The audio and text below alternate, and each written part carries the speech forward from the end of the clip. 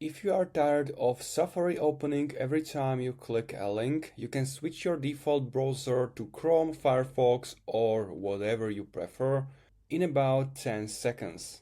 The fastest way is to open System Settings, click on the Apple logo in left upper corner area, open System Settings. Now on the left go to Desktop and Dock. Now you want to scroll down until you find default web browser and the drop down menu where you can pick any browser that's installed on your Mac.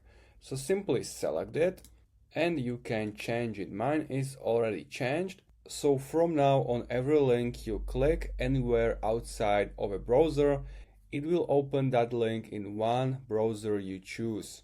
So one thing to keep in mind, make sure the browser you want is already installed before you go looking for it in that list. If it's not installed, it won't show up as an option. So if you have any question, make sure to comment, make sure to subscribe, and see you next time.